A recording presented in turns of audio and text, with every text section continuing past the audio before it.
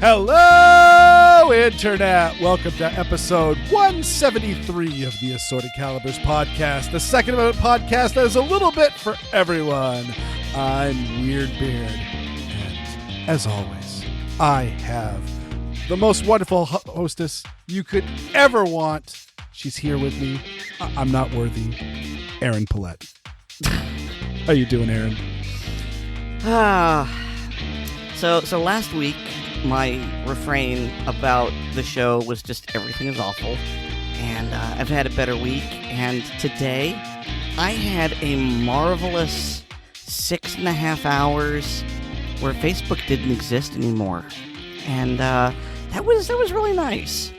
I use Facebook a lot, don't get me wrong, and I was surprised at how conditioned I find myself. I mean, I wasn't like jonesing, like, I gotta get on Facebook, but I'd have a little bit of downtime, and my hand would just reflexively go to, well, let's, see what's going on Facebook.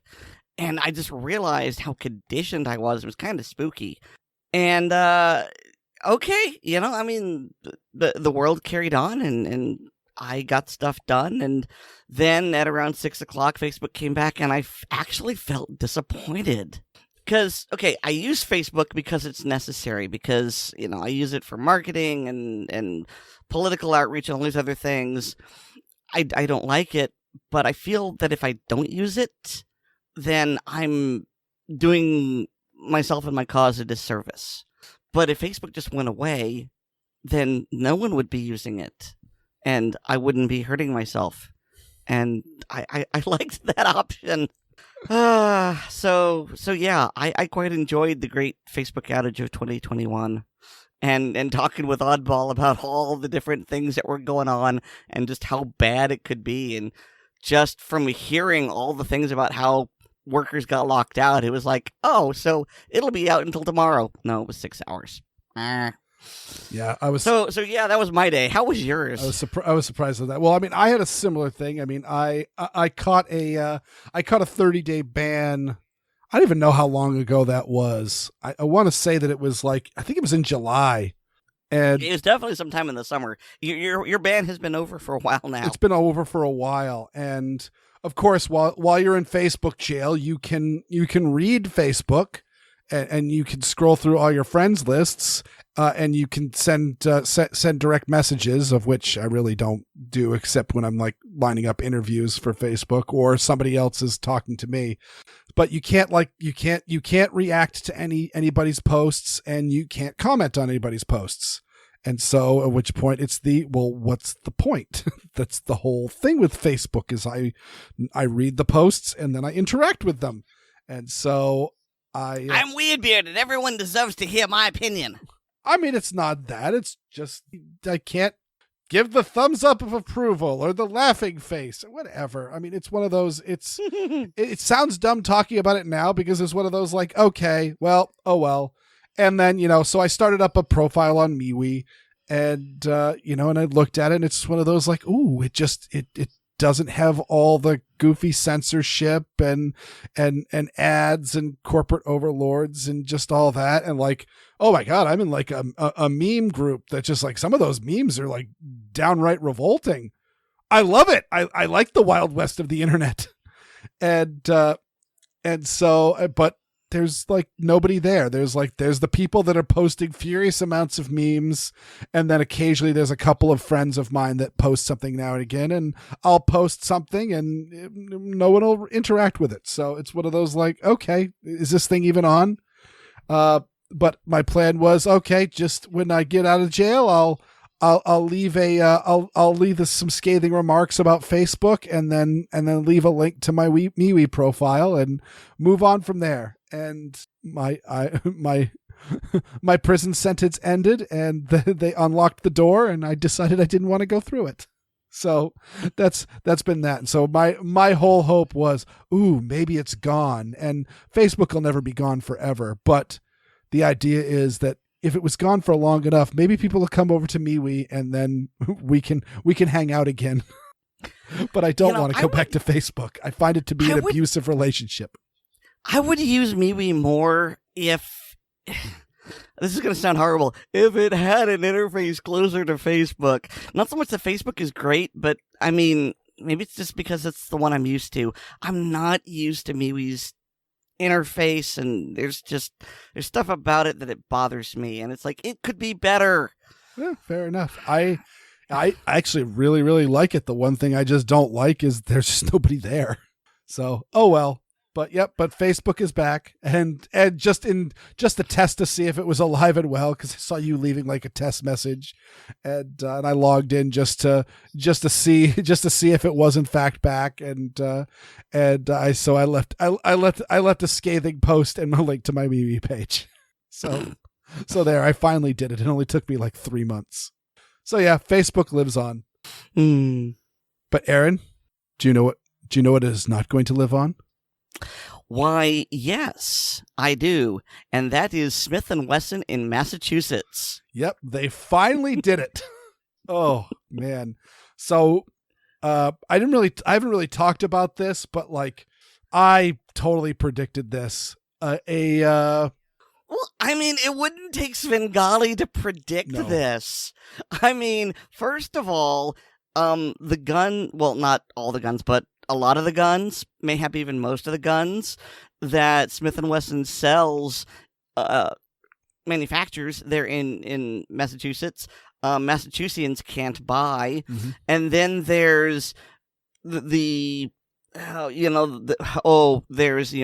Mara Healy's Mara May I regarding what is and isn't an assault weapon. Mm-hmm. And then there's the fact that they made it plain, they being the lawmakers, the legislature, that they really didn't want Smith & Wesson there. Mm. And I'm honestly surprised it's taken this long. Well, I remember Jay Grazio of Shooting Illustrated went on a tour of Smith & Wesson, and that was one thing he asked. He's like, why are you guys still here? And the bottom line is that, let me get the headline here. Breaking: Smith & Wesson moving headquarters to Blount County after 169 years in Massachusetts. So they've been there for like well over a century and a half, and it's a very, very big facility. They're an extremely large gun maker, and a lot of the people there are generational. Like fathers and grandfathers worked there before them. So it's a really, really big big family there of people. So to uproot, like, I mean, they're going to lose some people. Like there's a certain number of people there that will just be, oh well, you guys are going to move on. Sorry, I'm not uprooting my family at Tennessee, especially if they're older and they're established. Or people ask you, oh, why are you in Massachusetts? Weird. You're a gun nut and you've got libertarian leanings, and Massachusetts is anything but those. And yeah, and it's painful in some ways, but also I worked here for a number of years. Now I'm a stay-at-home dad, so I could do this anywhere. But my wife is doing very, very well for herself, working here and better than she could in most places. And unfortunately, a lot of other places are like, San Diego is a great place for biotech, and we're not moving there. And then our family's all here. So, my folks are in Maine. Her mom is in Maine. She's hopefully moving down here soon. And then, the rest of my family is throughout, northern New England. So it's pretty, we got other family here in Massachusetts. So it's one of those like, yeah, there's family around here. If we packed up and moved to North Carolina, where my wife could also find a very nice biotech job, and I could be a stay-at-home dad and a podcaster just fine, and own all the guns that I wanted, it would be a huge separation from our family, and it would be very tough for my daughter. So you can understand why a company might be reluctant to uproot, even if it's in a very hostile environment. And also, up until very, very recently, Smith & Wesson was very much coddled by Massachusetts. Like, that was one thing, is that you could find we have our handgun safety roster, and it is very onerous. Like, a whole bunch of companies never even submitted a gun for testing because they sat down and talked with, it was Tom Riley at the start, the Attorney General. And essentially we're asking, all right, well, if we have these guns and we know that they do this, and this, and that, and we'll do that under rigorous testing. So if we submit these guns and they do everything that we claim they're going to do, you'll approve them, right? And he couldn't give them a solid yes, because it's not true. Like, Glocks aren't, legal for sale to Massachusetts gun owners.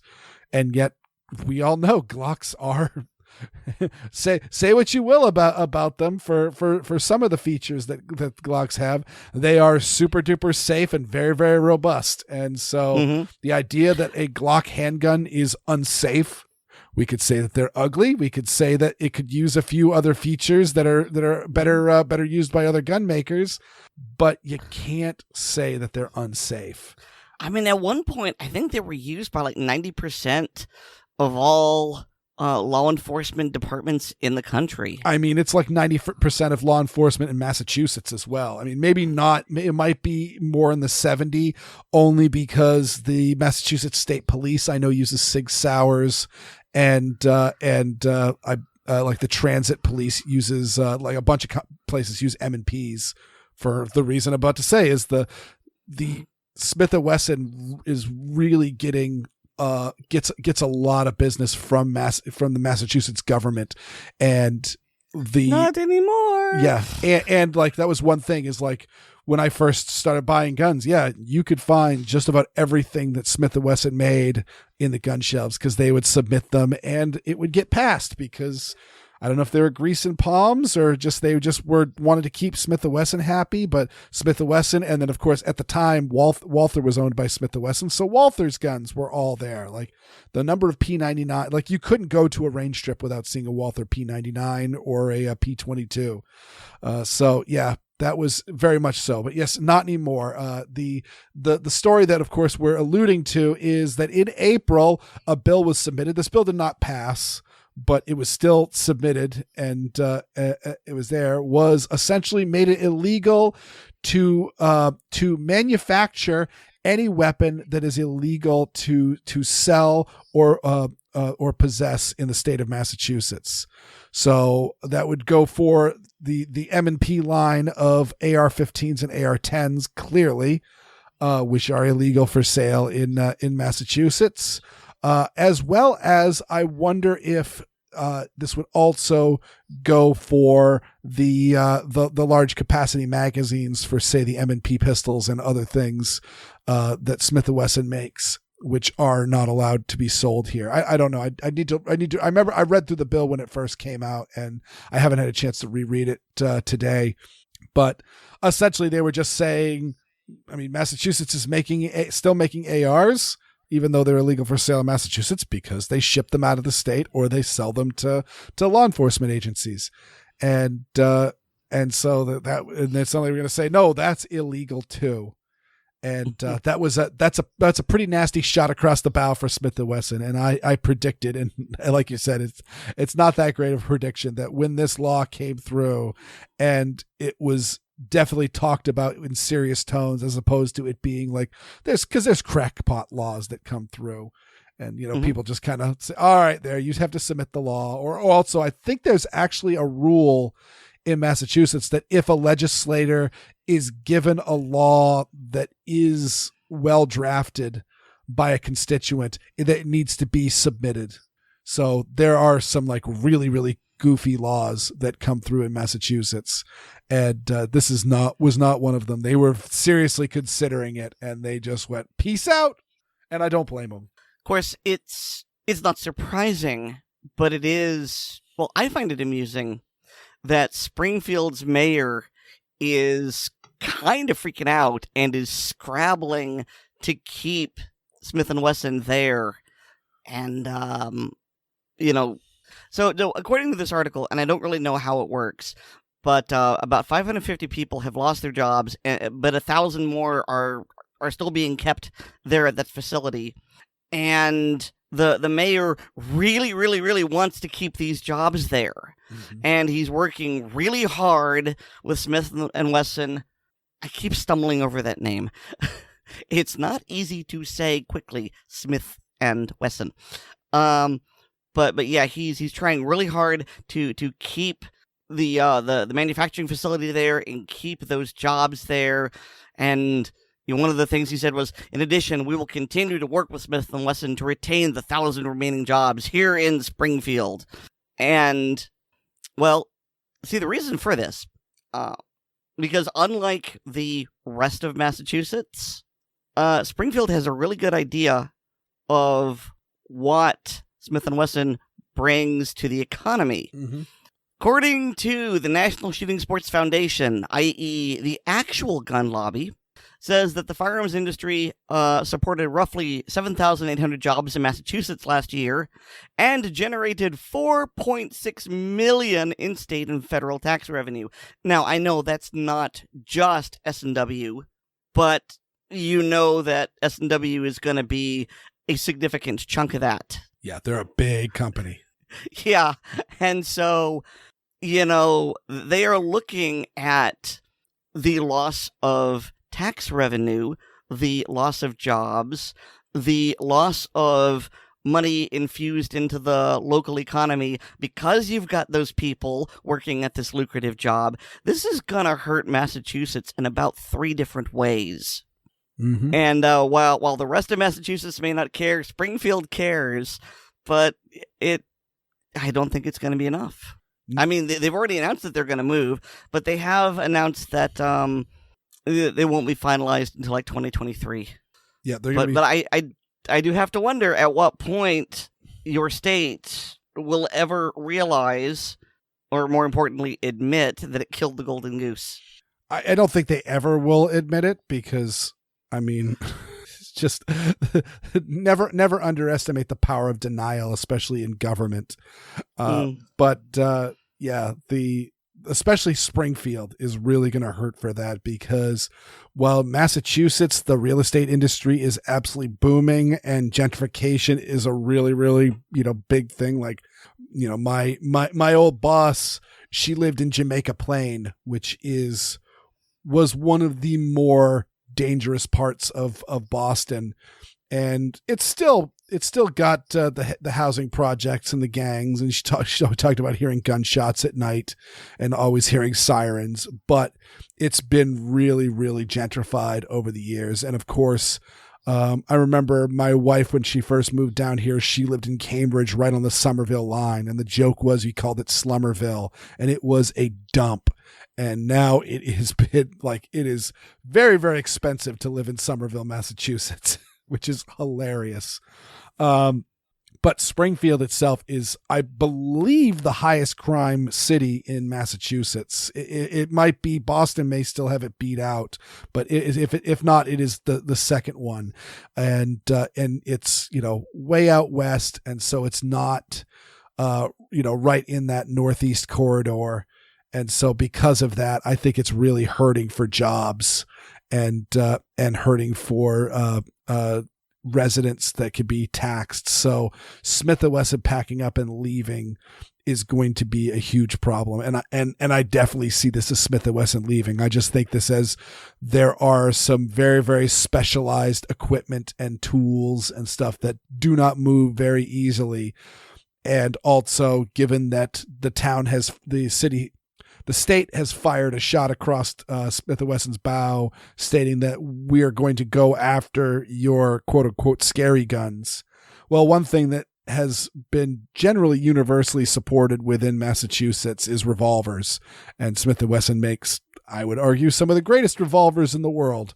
And so they're probably going to keep the revolvers in the forge there while moving the ARs and magazine making and other things that might come afoul if this law ever comes back up down to Tennessee first. And then more than likely they'll just work to move everything down because it's not like they're super decentralized already. I think they did have some like a location up in Maine and some other like satellite facilities, but overall, Smith & Wesson is just in Springfield. So you mentioned revolvers, and there's something in this linked article that I found curious. Mm-hmm. It's a quote by your friend and mine, John Rosenthal, the co-founder of Stop Handgun Violence.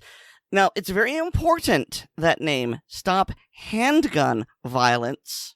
And it says that he downplayed the impact on jobs. And also he also noted that 90% of all gun deaths are due to handguns. Quote, "This is not an effort to ban handguns or anything," he says. Or anything other than military-style weapons that aren't allowed to be sold in this state, unquote. So you've got a guy who runs the advocacy group to stop handguns. He notes that most violence is done by handguns, and then exclaims, no, this bill is okay because it doesn't ban handguns. It's just banning military-style weapons. I don't know why this guy's quote is in here. It doesn't add anything, and I honestly think it's because the writer is showing their agenda. And, well, this guy has something that's somewhat relevant, so we'll sneak it in there. Am I missing something? I mean, why? It's not why John Rosenthal is being quoted. It's like, why is this quote worthy of inclusion? I mean, I think, well, if you've listened to the show, you've heard my fisk of him and Collier Noir, and I hope at some point I'm sure you haven't gone back and listened to the debate, but yeah, the debate between Collier Noir and John Rosenthal shows that, like, yeah, he's not very skilled at pushing an agenda. He is very good at speaking to a very friendly crowd, and that's it.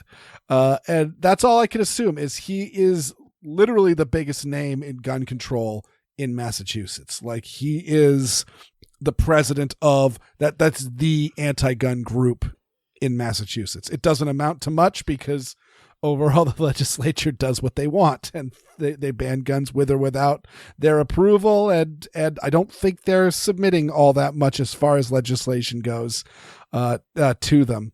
And of course, also he asked Collier Noir, although while he claims to be an avid hunter, you hunt with a 223? Was there anything left? Like, it's just one of those, like, wait, seriously, you're a hunter and you don't know how to hunt with a 223? Like, okay. So yeah, he is neither the sharpest tool in the shed, nor is he particularly good at framing a misleading statement so that it doesn't appear that he's contradicting himself. I mean, you could just simply say, yeah, nobody wants to take your guns, and never mind the fact that, once they took all the guns in England, now they're banning knives and you're getting arrested for having a spoon in your pocket. And it's not even that you're getting arrested for a spoon in your, but you're getting arrested for a spoon in your pocket, and then the police take a picture of the spoon and put it on their Twitter feed. So yeah, the idea that anything, even Smith & Wesson's revolvers or bolt-action hunting rifles or single-shot shotguns, are somehow going to survive gun control anywhere in America if allowed to progress is sheer foolishness.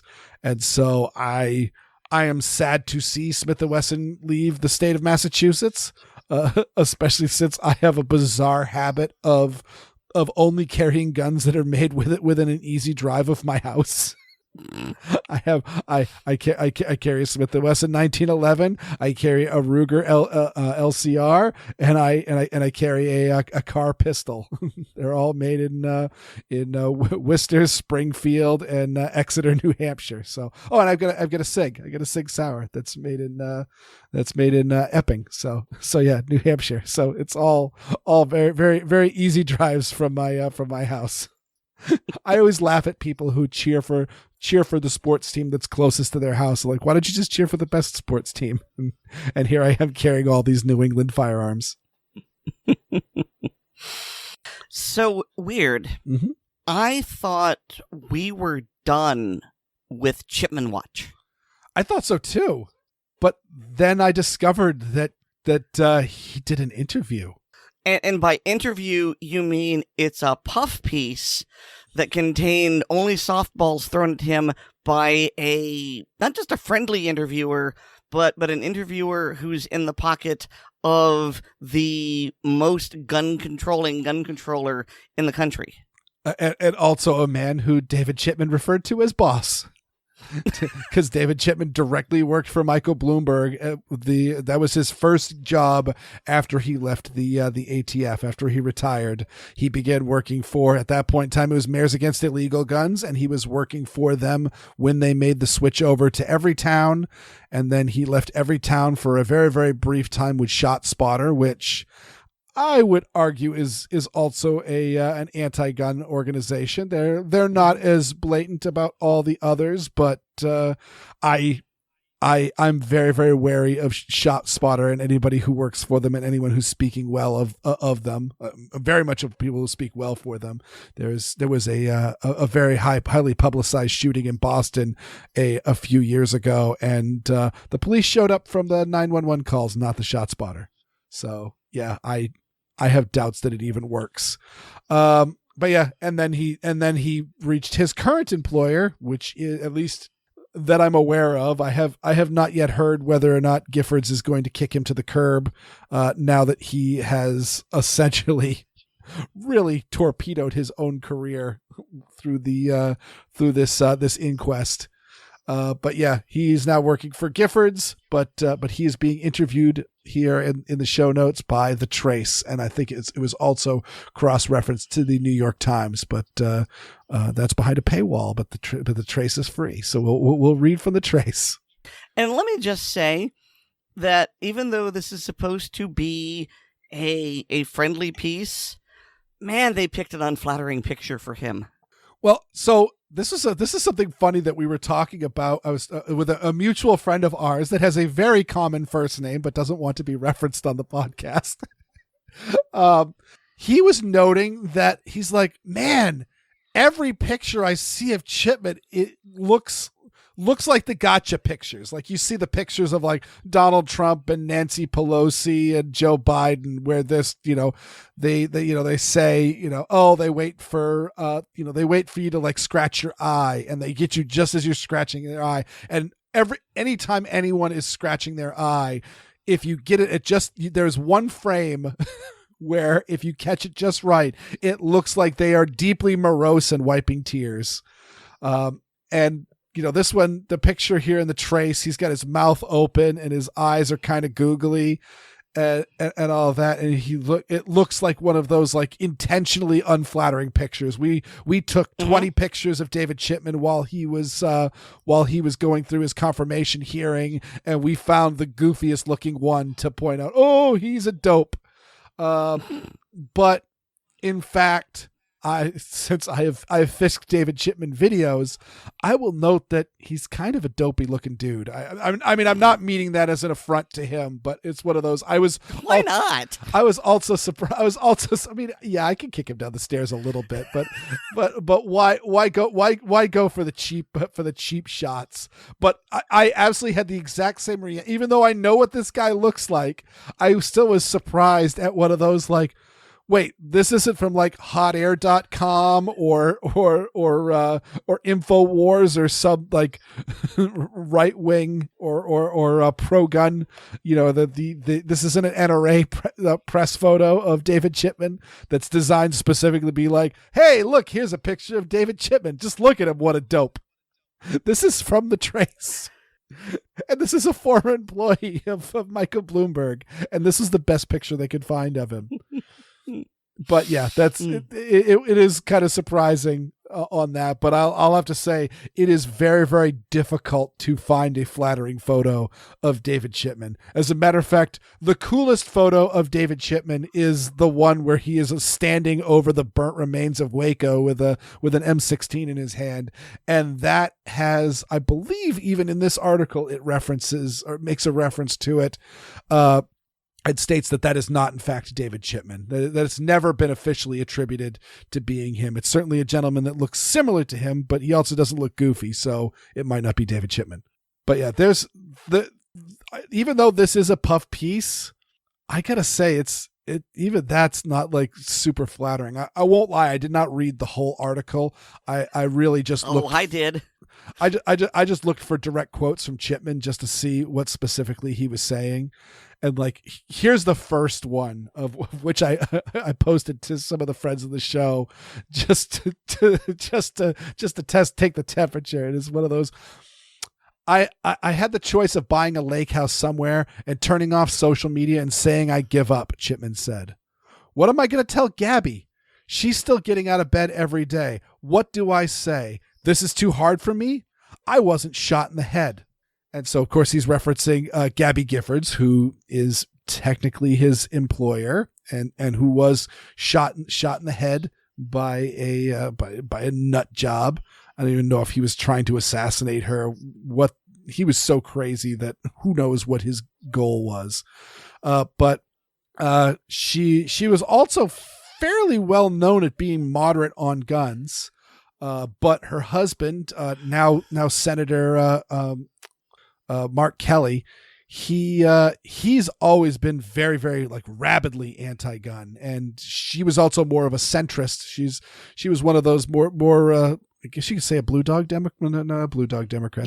Yeah, blue dog Democrat. No, well, I don't know if blue dog Democrat means centrist, but a blue dog Democrat is, to my knowledge, a Democrat who was some degree pro-gun. Mm-hmm.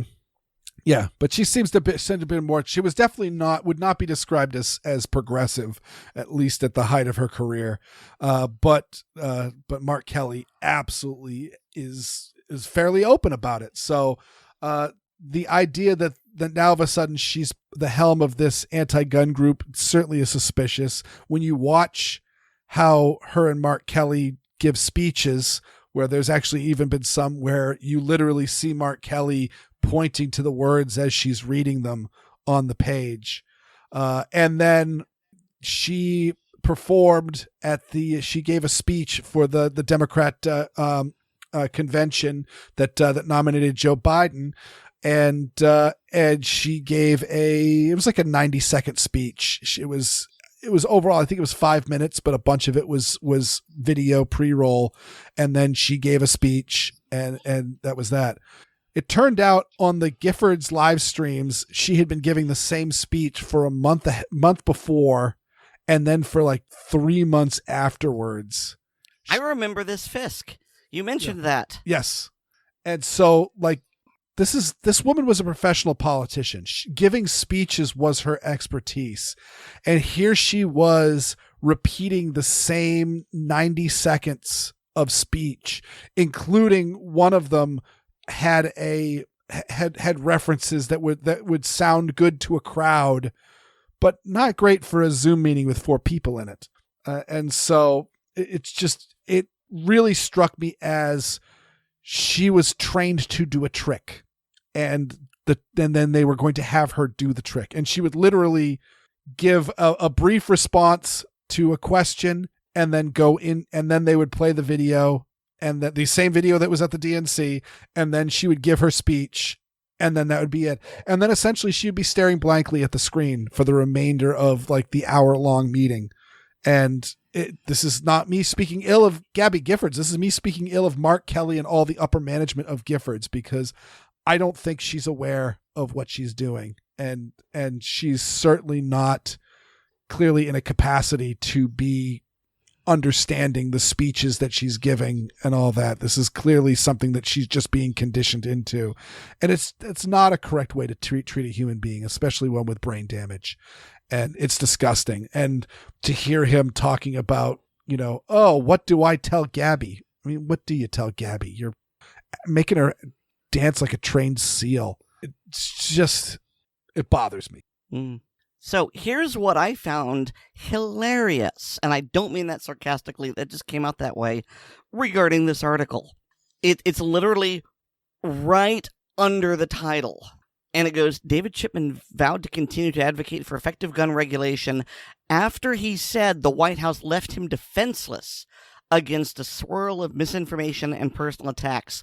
This is mentioned at least 2 or 3 times, and it comes down to Chipman is going, well, Biden put me forward, and they said they had my back, but they didn't protect me, they didn't help me, they didn't shield me, and people were mean to me, and it hurt my little butt. And so first of all, that's just amusing to me by itself. But secondly, this is amusing because it's now going to make the next nominee that much more difficult, because the next nominee saw what happened to Chipman, may even read this and say, yeah, the White House promised to protect me and it didn't. They, let me dangle. And the next nominee might go, you know what? No, I don't want this because you let him out to dry. I don't want you to do the same to me. Yeah. It also plays into my conspiracy of was he a whipping boy for Michael Bloomberg and his betrayal of the Democrat Party? Because first up, I mean, there's and they talk about this and he denies it, but there's some fairly credible allegations against him on him saying some disparaging remarks and taking disparaging actions against African American agents in the Detroit office. And there were formal complaints filed against him for these remarks and these actions.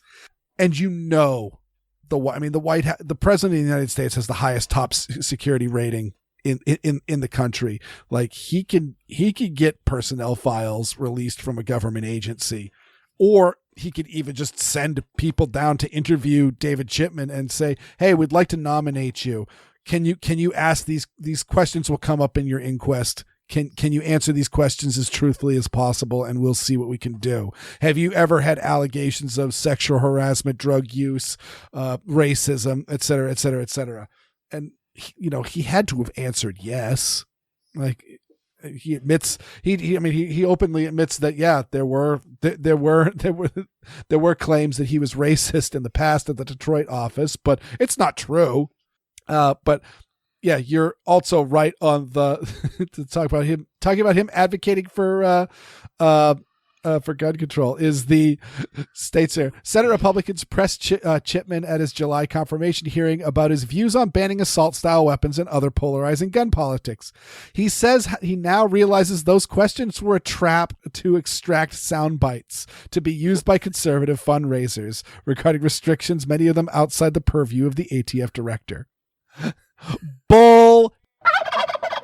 He openly said he wants to ban AR-15s, and there's no purpose for them in civilian hands. They're military weapons, and that they're no different from the M16s that he was issued as an ATF agent. And these are the most common firearms in personal firearms collections in the United States. And he says he wants to ban them. And that's just a trap. It's like saying, I want to ban the Ford F-150. It's a military-style assault truck, and there's no reason for civilians to have it, at least not without a commercial driver's license. People should not be driving around in heavy trucks. It's the best-selling vehicle on the road. There are so many people that if you suddenly made the F-150 illegal, they wouldn't have a car. And you don't think that they might think that that's important? I mean, it's just a trap. It's just political theater to be questioning him on why he wants to ban that. And of course, it not being in the purview of the ATF, also bullshit, because we've seen them just say, oh yeah, we don't have the authority to do it, but we're going to do it anyway. I mean, there was the big talk on bump stocks. Hopefully that's going to be ruled that no, you never had the authority to do it, but they're still illegal right now. Oh my God. Oh, here's another quote of his, which I found very telling. So he whinged that ATF should be renamed after the fact because it's reactive and not proactive. That's not the zinger. I just wanted to let you know that. But here's a quote. The agency isn't rudderless. It's sailing with a rudder set by the industry itself. Things are going just as planned. He's going to list. And the very first thing on there is target bad guys with guns. That's a good thing. He's saying it like it's a bad thing. Things are going just as planned. Target bad guys with guns. Play nice with the industry. Focus on things after the fact. That's literally what he's saying. Then he follows it up by saying, you want them to have one mission, protect the public, period. As if targeting bad guys with guns was not the point of the agency, was not the entire purpose of protecting the public. Mm-hmm. I just... Yeah. Oh my God. And also playing nice with the industry is very, very important. And that's actually one argument that has been Stephen Gutowski of the Reload has definitely talked to several ATF agents, and some of them wanted to remain anonymous because they are they're still working for the agency, and they're worried that by talking to the press they might get into some sort of trouble or have repercussions.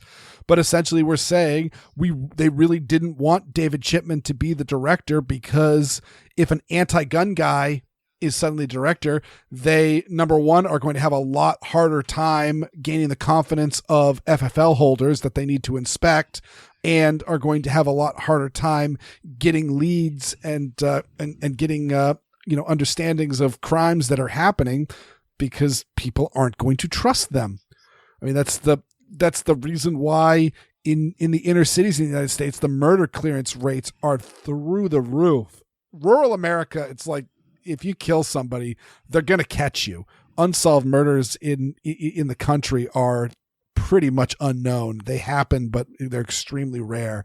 Yet in the inner cities, they are extremely common. It's like 70% in some places, where, you shoot somebody, you're going to get away with it. And the reason is because, number one, the gangs have their loyalty runs deep, and so you can put the shooter away, but you won't put all of his friends away, and they can hurt you and your family, and they know where you live. And two, these areas just generally have a distrust of the police. And so when the police show up and say, "What did you see that night?" Nothing. Yeah, I didn't see anything. Did you hear anything? Nope. And that's that. And yeah, shot spotter and all the technology in the world, and gunshot residue and micro stamping and registration and all that doesn't help solve a crime. So yeah, the idea that Chipman as an anti-gun advocate coming in would be a problem, because playing nice with the industry is an important thing to do, because it should be treated more like a partnership than an adversarial relationship. And that's how it works with a lot of, my wife works in a pharmaceutical company.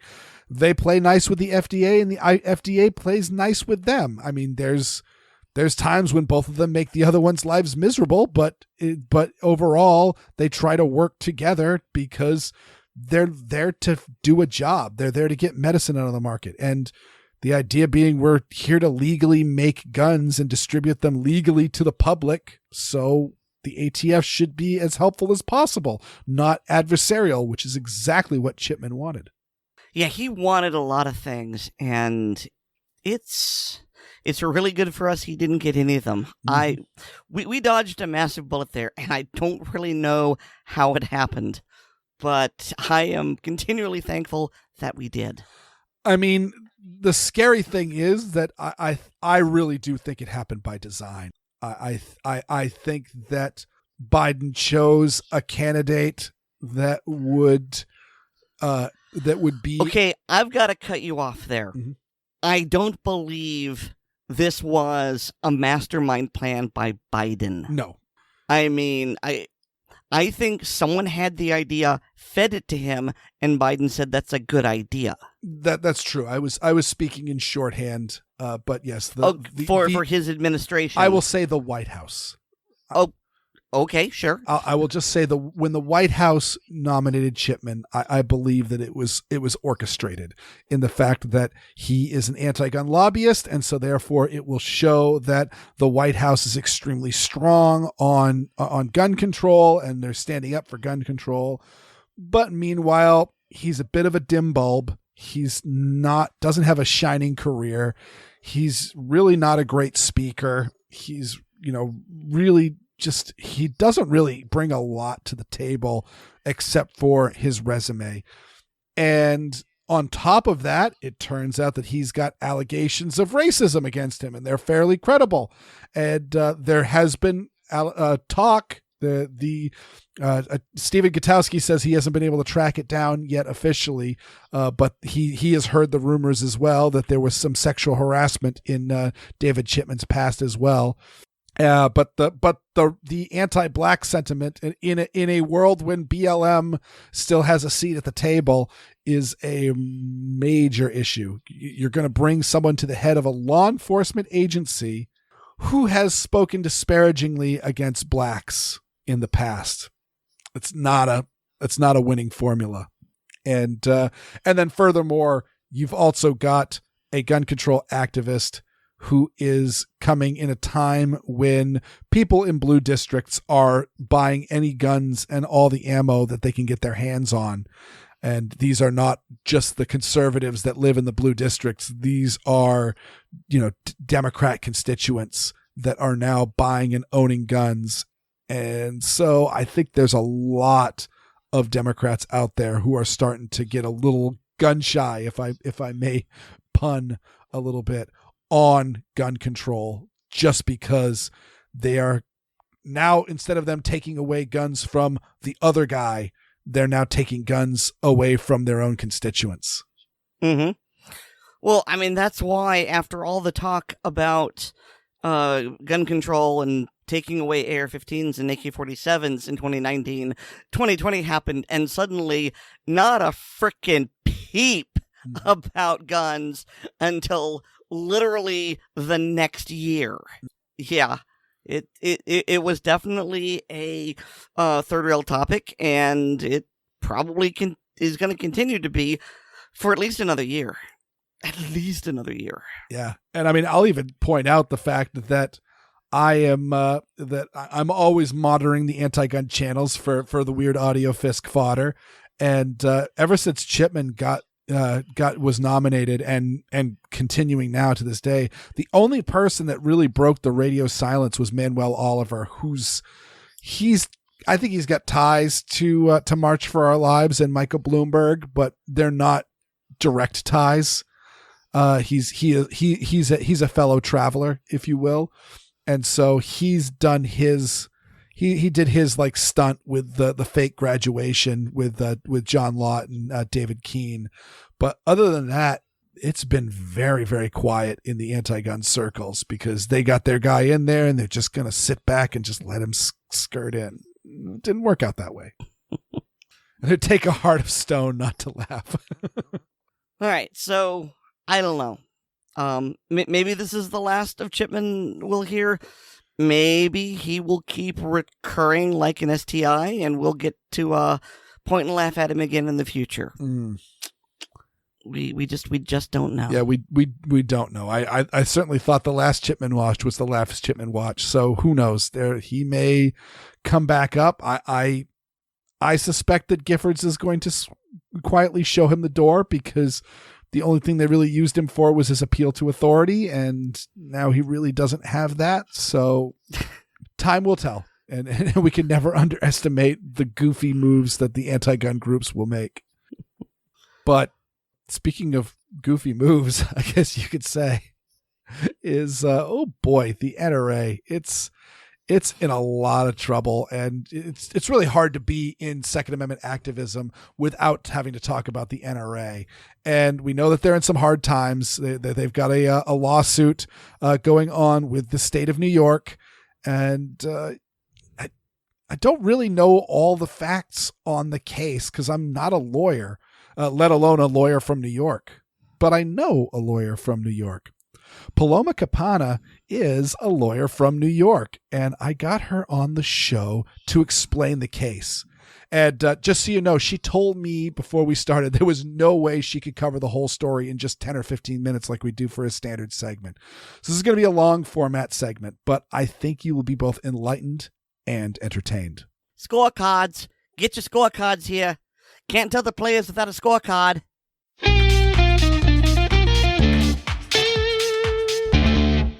So I am pleased to welcome back to the Assorted Calibers podcast, Paloma Capanna. And of course, Paloma is a lawyer. And most importantly, what many may not know is, Paloma, you started law in the state of New York. Yes, I did. 26, 7, I don't know. I think I've lost count. I just had another birthday this past weekend. So it's been over 25 years. The phone doesn't stop ringing, even though I'm supposed to be on sabbatical for a touch here and a little further down the role of policy analyst. It looks like I'll be heading back into court shortly. So our recording today is timely. Well, excellent. And so because of that New York connection and that law connection, I was just thinking about, I was reading an article on the various legal troubles that the NRA is currently having. And I said, you know what? I know a New York lawyer, and a very smart one at that. So, you know what? Could you give a layperson's overview? So for those of us who, who don't have a JD, can understand what exactly the NRA is currently facing and the avenues of that, and where you think this is going. Absolutely. And for those of you who are listening to the Assorted Calibers podcast, you might want to grab, I call it the multicolored pencil pack out of your desk, because this one has a few different avenues that are simultaneously occurring, and it will help you to keep track.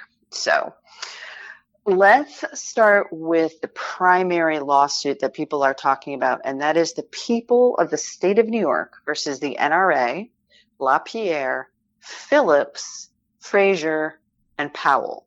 That was a lawsuit started in August of 2020. And the primary purpose of the New York State Attorney General filing this lawsuit is to dissolve the NRA. It is in New York State court, and it is still in the pleading stage more than a year later. So let's look at that first. What does that mean to be in the pleading stage? It means that New York State Attorney General Letitia James, in August, so just a month ago, filed an amended complaint, which is your first document in a case against the NRA. And her amended complaint reflects a lot of what happened in a bankruptcy case in federal court in Texas that failed while the New York State case was pending. Okay, so that's two lawsuits on your scorecard. Number one is the state of New York versus the NRA.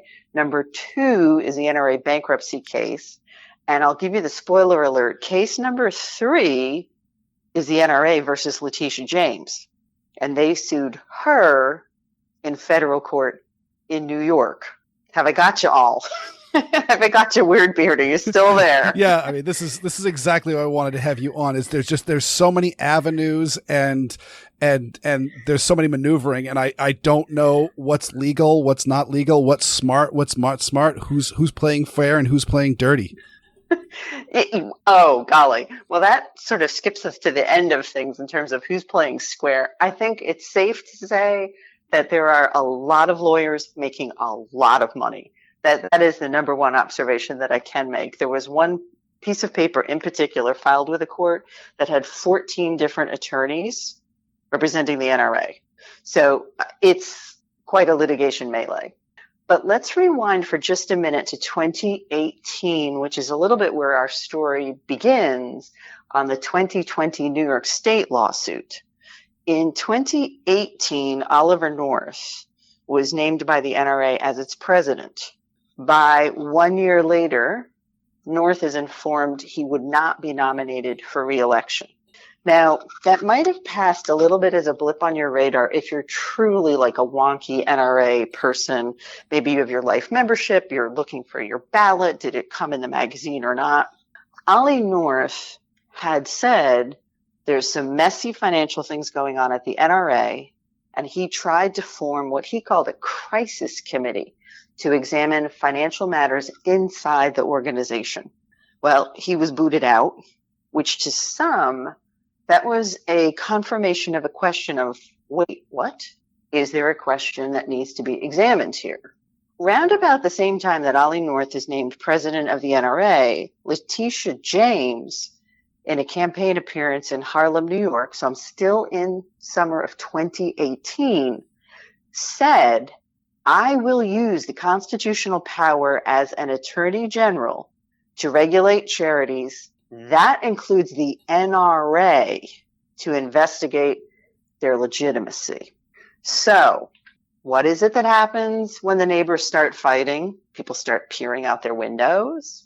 Some people actually pretend they're washing their car while they're trying to listen to the dirt. Ooh, is so-and-so having an affair, right? James absolutely dialed straight in to Oliver North raising some questions in a public way, or, as LaPierre alleges, in ways that leaked.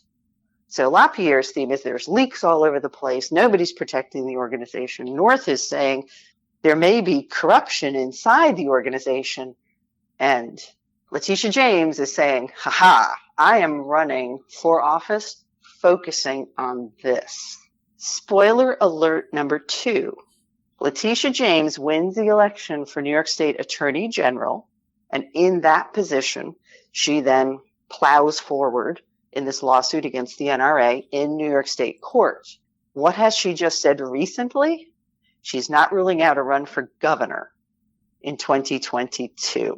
So, right, you see me starting to set up the tensions here. Is LaPierre correct when he talks about enemies at the gate? And if there's any weakness within the organization, people will start to exploit it for their own personal gain in a political system that is so politicized that even New York State's own attorney general is not motivated by the good of the members or donors to a charitable organization, but by their own political career. That certainly brings a question of what came first, the chicken or the egg. And I've always wondered about this did Letitia James start this ball rolling as a means to harass and annoy the NRA, or was she aware of some of the corruption and potential law breaking that was going on within the organization first? Hard to say. In 2018, she is a New York City public advocate, and she's elected in 2019, beating out opponents in a 4-way primary. And there are those analysts who were saying at the time that the reason she prevailed in the 4-way was because Governor Cuomo deemed her to be his desired candidate, including the first dinner he had appeared at on her behalf in July 2018.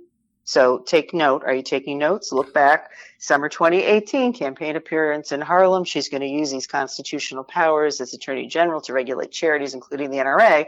Here she is right away at a fundraising dinner with Governor Cuomo, where the plate price starts at $1,000 a person. So her fundraising campaign for New York State Attorney General, much higher than her New York City public advocate campaigning. So, it's hard to say. Is Cuomo whispering in her ear? We all know how much Cuomo loved the NRA. We all know how much he loved NRA members, right? I mean, this time period of sort of 2013, if you will, to 2018 is really a time period where I'm heavily involved fighting the New York SAFE Act. I'm heavily involved arguing cases against the New York State Police and on behalf of various permit holders. And we're back and forth to Albany. And the governor is just very upset with gun owners. So, Cuomo was the master of manipulation. He might now be technically out of the governor's role, but it also doesn't mean he's not pulling strings behind the scenes. And now he has a full-time opportunity to really exact vengeance. Mm-hmm. So, this situation has every single dimension of the best possible bestseller that you haven't read yet.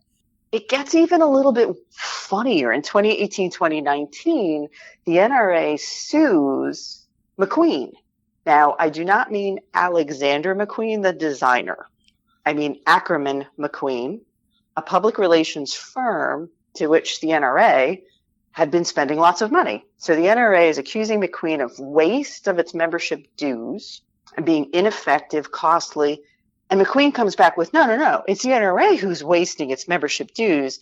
The NRA has stopped fighting for any aspect of their members' agenda over a year ago. So more dirty laundry starts to be publicly aired. And it's my understanding that the NRA was such a big client to Ackerman McQueen. Weren't they the sole client for ACMAC? Well, there are 4 businesses that it appears the NRA was either the same as, the only client, the dominant client, the we have no proper distance with you, the we're simply going to be paying you tens of millions of dollars and not have any written contracts with the NRA and be in violation of our own corporate governance policies concerning vetting of contracts over $100,000.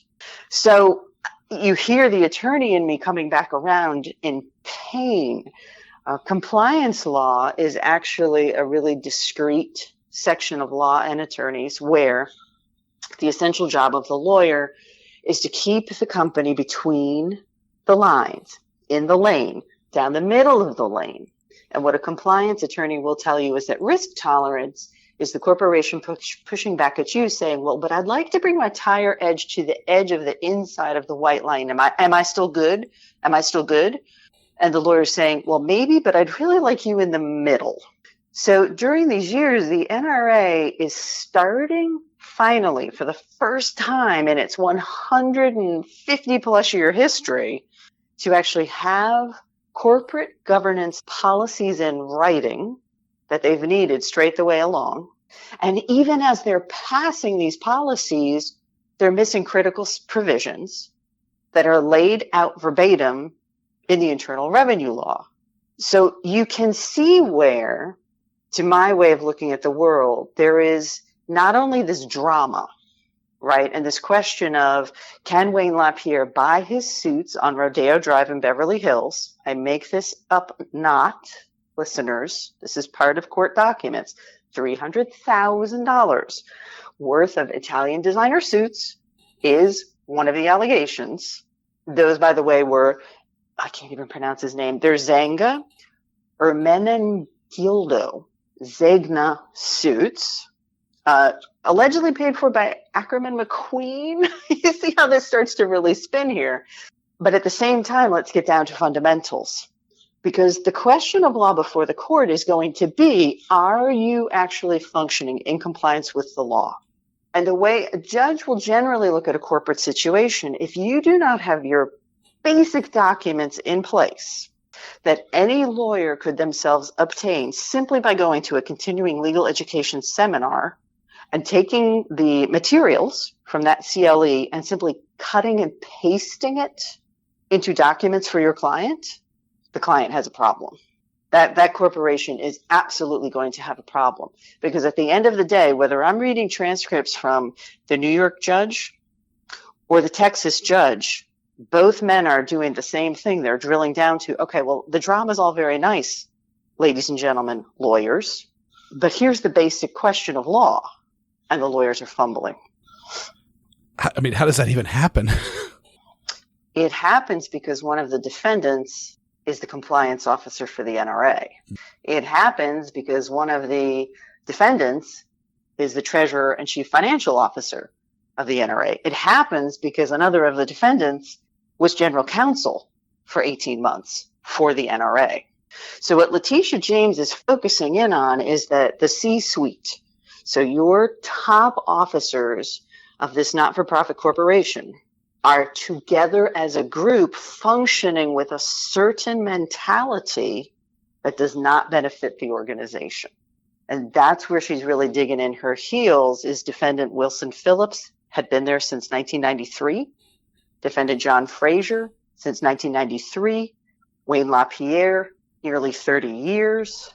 And she's saying this might be business as usual for the NRA, but it's not legal. what ends up happening, so she files her case in August 2020. By the time we get to January of 2021, so not long in litigation terms, Judge Cohen in New York denies the NRA motion to dismiss, denies a stay of the case while the NRA is running around in bankruptcy course, and denies a change of venue. He won't let the case go to any other court. It's staying with him. That's bad signaling for the NRA. I mean, that is signaling that your judge has self-confidence, that he wants the case, first of all, that he feels he's the man for the job to evaluate the evidence, and that the evidence is not looking good for the NRA. There's one other lawsuit that happened in the meantime, and that is the same day that Letitia James sued the NRA in the state of New York, the NRA sued Letitia James in federal court in New York. Mm-hmm. Same day. So what does that tell us? This is pretty unusual. I mean, I've got to tell you, as an attorney, what you might see is the plaintiff or the prosecutor files a case, including the complaint, the original document that lays out the allegations, and then your defendant, whether it's civil or criminal, responds, and they may have allegations of their own. And then you have something called joinder of issue, right? People have actually made their arguments against each other. I really was struggling this morning, drinking my second cup of coffee, to try to think of a time where I had seen two folks duke it out in two different courtrooms filed the same day against each other. So it had me thinking that if LaPierre is complaining about leaks, James might also be complaining about leaks, because it seems to me that both of these parties know quite a bit about what the other is doing. Just an unusual detail, but I'm really trying to give you a sense of the drama here, because if James decides to run for New York State governor, that would open the seat for the New York State Attorney General. We don't know who that person would be. Prosecutorial discretion, Attorney General discretion might suggest a change. Perhaps the only strategy that the NRA needs here is to allow the politicians to run their course as politicians. And then things shift and somebody says, you know what, we're not going to spend this much of New York State's resources pursuing the NRA. Let's strike a deal. And that deal might have something along the lines of dissolve in the state of New York, reincorporate in the state of Texas, and don't ever pretend that you have an office in Albany, which you do not have there again. So that is one possible outcome with some actual viable odds on it. Conversely, Letitia James might become governor, and she might encourage an even harsher advocate to run for New York State Attorney General. So that's a stay tuned. There was one ray of interesting light in all of this litigation that I took note of the day that it happened, because it really struck a chord with me. I'm constantly running around saying the Second Amendment is the modern civil rights movement. And I'm constantly doing outreach that goes absolutely nowhere. It's like being a wallflower at the 8th grade dance for the whole of my life, right? I reach out to organizations on the other side of the aisle, like the ACLU, and I say, hey, we have this really interesting lawsuit here. I'm actually citing cases that you had previously. You might want to check this out. And nobody ever gets back to me. But in August of 2020, the ACLU actually filed an editorial to the Wall Street Journal, making the argument that the NRA has a right to exist and that all Americans need to be supporting the NRA in an avoidance of political persecution. So there's one vote. The ACLU not being a jury member, this not being headed for a jury trial, and the ACLU not being the judge. But as someone who is a New Yorker of many years, it was pretty interesting to see that voice come forward. Yeah. So I've heard something, and I don't know the legalness behind this, but can the NRA simply uproot and move to Texas, or can New York stop them? New York absolutely can keep their claws into the corporation, right? The NRA is, filing date, November 17, 1871. Although it lists its principal place of business as Fairfax, Virginia, it is still a New York corporation. And the state actually has to agree to it being dissolved. I don't think the NRA did itself a favor by filing bankruptcy during the proceeding of this New York State case, particularly not where the bankruptcy court judge, Judge Harlan Hale, specifically found in his ruling dismissing the NRA's bankruptcy case that it agrees with the New York State Attorney General that the NRA was using the bankruptcy case to address a regulatory enforcement problem, not a financial one.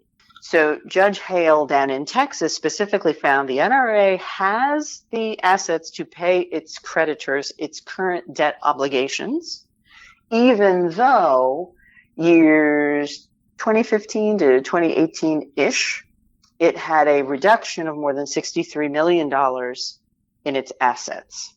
I mean, the NRA brings in a lot of money every year in donations. And the NRA was very blunt in its filing and in its arguments and in its testimony in the Texas bankruptcy case that, you know, it spends money to make money. The reason Wayne LaPierre is in Europe aboard a luxury yacht is to recruit celebrity appearances for the NRA, right? I mean, what are you going to do? Drive up in a rowboat? Mm-hmm. And say to some of these big names who themselves have their own yachts and their own motor coaches and their own private planes and so forth, you know, yes, come to the NRA and make an appearance because we have a comfortable seat and I'll share the oars with you. Right? So we're a little bit back to Sugar Plum Fairy. Dang, this is how big business gets conducted. Right. And as a little guy, you, me, I'm a life member. I think you said you're a member, Weer'd. Right. You know, we've put our few dollars in the pot. I know Ted Nugent isn't going to take my phone call. Right. I mean, what do I have to offer him other than it would be kind of cool to jam with him? Yeah. Right. I mean, if he had a minute and he happened to be in town, I wouldn't say no. Right. But that's not going to get me Ted Nugent endorsing, for example, my new book. That's just going to get probably a very polite, well, thank you for calling Mr. Nugent's organization. We'll be in touch if it's appropriate. So, you know, that's a little bit where the tug sort of comes back and forth is the bankruptcy court did not declare the NRA bankrupt.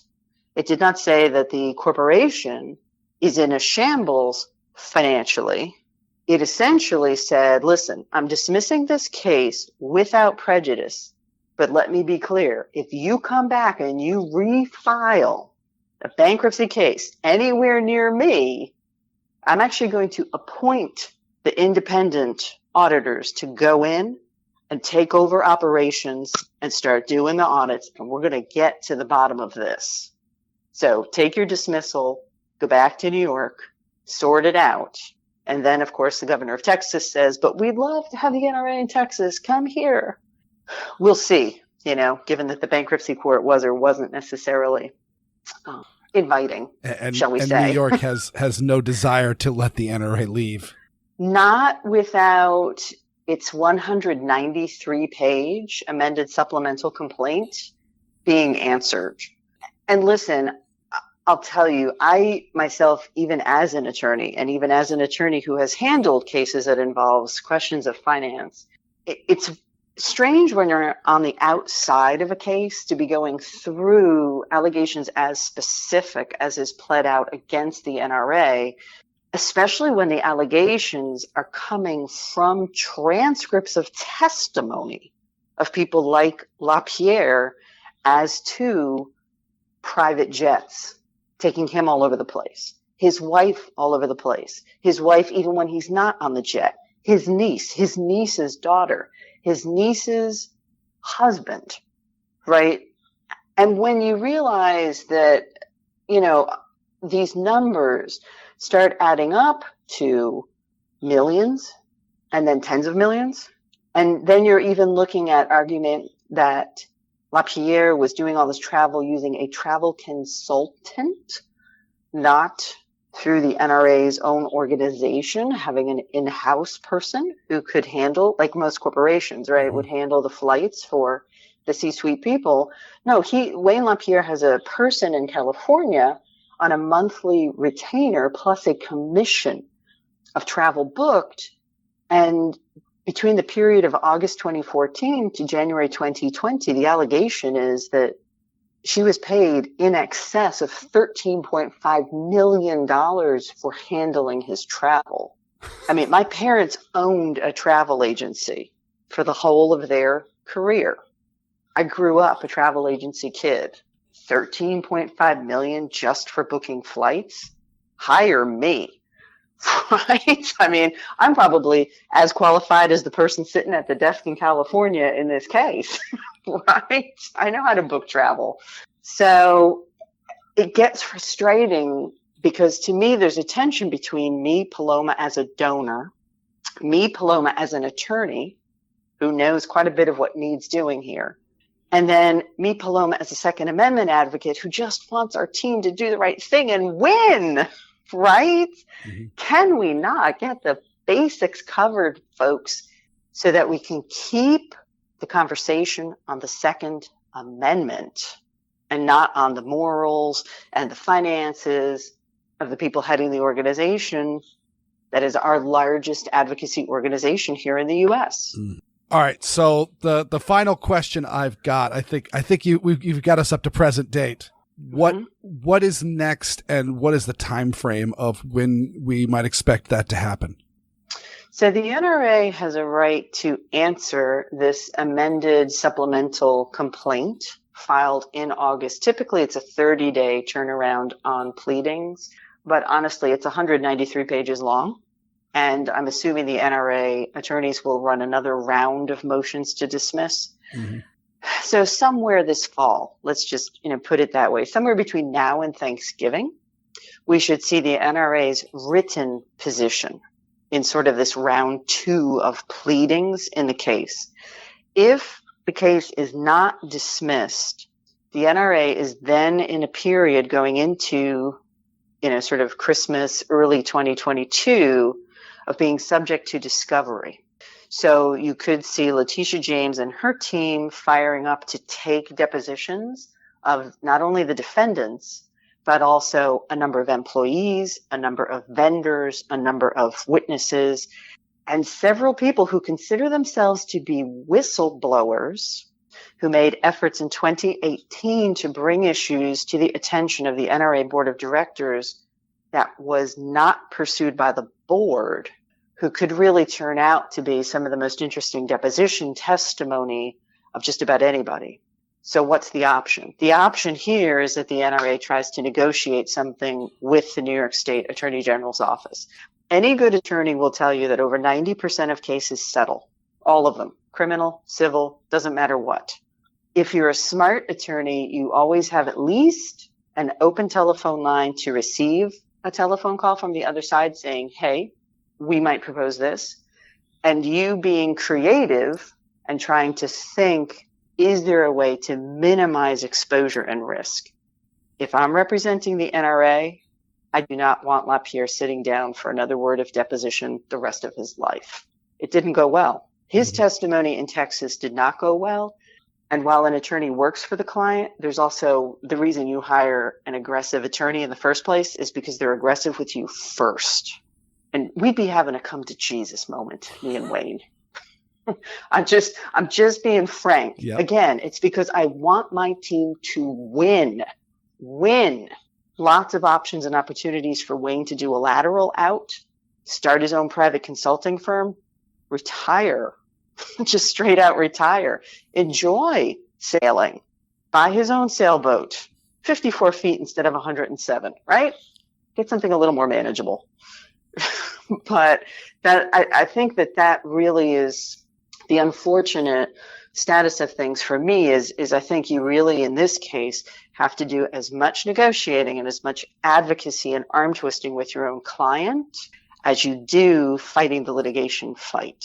So the only case that remains of what started in August 2020 is the New York State case against Wayne LaPierre and the individual defendants. Well, thank you so much. our listeners will note that this went a little longer than our standard interviews, but I said to Paloma, I don't think there is any one place that has all of that information all in one spot. All of it exists out there in the ether, but it's all kind of spread out. And so I really wanted to have one together. And for the amount that you covered, it was very concise.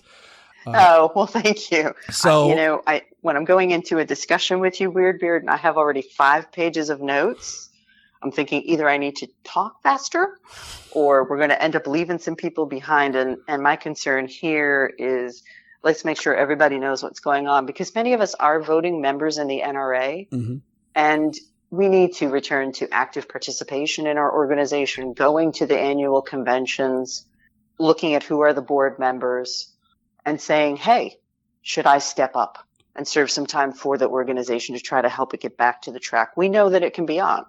Well, thank you so much for coming on, Paloma, and thank you, listeners, for enjoying this this slightly longer interview. But you could turn this into your proctors for law school credit.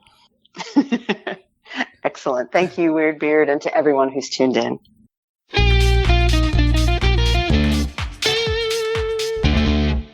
All right, so Paloma mentioned scorecards, and Weer'd over the break asked me, what are scorecards? I don't get the reference. And so I can't believe I'm actually going to talk about sports. But in the old days of baseball, before the announcers would announce every frickin' thing, you wouldn't know necessarily who was up at bat. And so the salesman would go up and down the stadium selling you scorecards, and the scorecards would basically, number 4 is Hank Schenectady, and there'd be information. And so, you would sit there, and then you would, if you were really into the game, you would tally, how many strikes, how many hits, how many RBIs, et cetera, sports ball terminology. And it's pretty much died out now, both because of the announcers announcing all the things, and by, I guess, all the information being digitized, being up on the scoreboard and things like that. But still, somehow, I absorbed it culturally, and so to a certain extent, I always do the get your scorecards here when there's this big sort of confusing scrum going on. So there you know. Now you know what I meant, and it's really boring. Oh, fair enough. But yeah, I was super pleased with this. I'm glad Paloma came on, because all the information that she gave is information that I had heard to some extent or another, but I don't think it's ever been all in one place. And so no, it has not that I've seen. Yeah. So I wanted to get her on, and I was super flattered with she contacted me just before we did the interview and said, can I have another 30 minutes? I just got to finish up something. And I assumed she's got a whole bunch of career stuff that she works on. She's a busy lady. I assumed that, she got tied up with something else. No, she was hammering down the last few bits of research for this and pinning up stuff on her desk so that she could talk about everything in the order of which we were going on, and all that. And she needed just a few more minutes just to get it just right for the show. So thank you so much, Paloma. It was absolutely awesome. And what a Charlie Foxtrot. And of course the paper that she was talking about, the complaint that New York has issued is in the show notes for you to peruse. All 193 pages of it? Correct. I just have to wonder. I don't wonder enough that I'm going to go and read it, but I do wonder what the heck is going on that a complaint is nearly 200 pages. Wow. I've got to imagine some of it's just lawyer talk. They need to be very specific. Oh, probably. But yeah, and also I was very pleased that I felt she was very even-handed with handling this, because it's tough. I'm pretty open about saying that the NRA is kind of dead to me, and that saddens me. because I'm a life member of the group, and I was an NRA apologist for a number of years when some people were talking about them being not the right organization for us, just because they are so large and they're so well known and they have so many resources and so many members that it really is a great resource. But at the same time, all the corruption and shenanigans that LaPierre is doing, we could get rid of him. He could choose to retire, or he could go to jail, or he could pass away, and then he would no longer be the executive vice president, and we would be free of some of this. But even if the person that took their place was a big reform candidate, there would still be all the bylaws and just techniques that LaPierre used to essentially kind of become a dictator of the NRA would still be in place. So it'd be only a matter of time before the next Wayne LaPierre was sitting at the helm of the NRA. So what is your prediction, recorded here for posterity, regarding the ultimate fate of the NRA? Is it going to succeed? Is it going to be dissolved? Is it going to be reorganized? What do you think is going to happen? I've got to imagine that it'll probably be reorganized, just because I asked Paloma, she didn't know. I've always suspected that this lawsuit started out as just simple, paper terrorism, as they say, where, we can audit you and that will harass you and bother you and just let you know who's boss here. I think that was originally the plan of it, is hey, we can harass the NRA. We can get them to hemorrhage a little bit of money, defending themselves in court and answering to our legal inquiries. But that's just what it's going to be. It's just going to be us poking them. And then they found out, wow, there's actually a whole bunch of criminal and malfeasant stuff going on here. And so I think that combination is not a good combination for the NRA, because New York was willing to go forward even when they didn't know that they had an open and shut case.